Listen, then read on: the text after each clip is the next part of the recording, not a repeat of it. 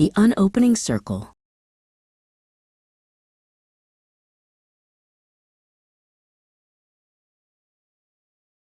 The room smelled of wet dust and the slow, heavy scent of time itself unraveling. Elias sat in the center of the floor, his breath hitching in his throat. He felt it again, the consumption of dying.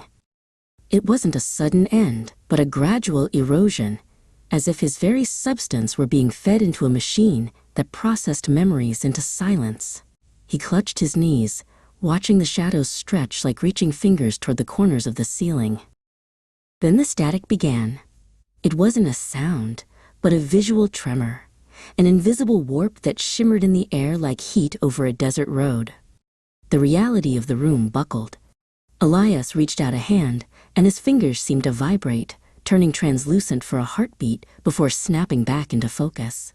He was not lost, he told himself, unless he fell away the only way he knew how, by letting go of the name he had carried since birth. Elias, a voice whispered. It didn't come from the air, but from behind the wallpaper. The floral patterns, yellowed and stained with age, seemed to pulse. A boy stood there, or rather, the impression of a boy pressed against the reverse side of the paper. This was Eidolon, a version of Elias that had never been allowed to grow, a fragment of the soul tribe that lived in the architecture of his mind. They are speaking, Eidolon said, his voice muffled by the layers of pulp and glue. They speak from behind the wallpaper in synchronicity and distance.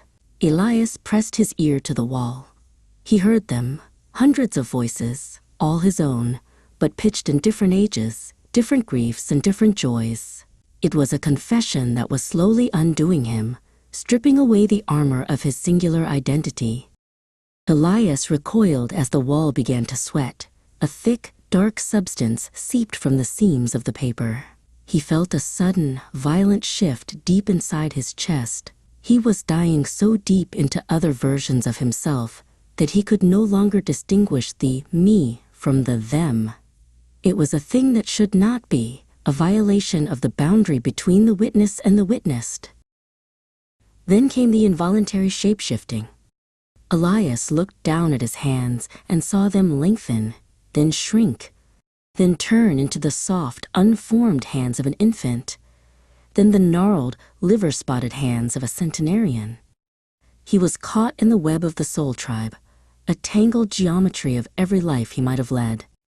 The terror was a cold weight in his stomach, a bile that rose to his throat, bitter and ancient. He collapsed to the floor and began to draw. With a piece of charred wood from the cold fireplace, he traced a circle around himself. This was the seal to unopen the circle, a paradox of forbidden salvation. He spoke in tongues, the sounds wet and guttural, salivating bile as the words forced their way out. He wasn't trying to escape, he was trying to lock the door from the inside. You cannot stop it, Eidolon whispered, now standing just at the edge of the circle. The boy's eyes were holes into a static-filled sky. The consumption is complete. To be one is to be none. To be all is to be the web. Elias looked up, his face half shifted into a version of himself that looked like a stranger, his eyes mismatched and his jaw misaligned.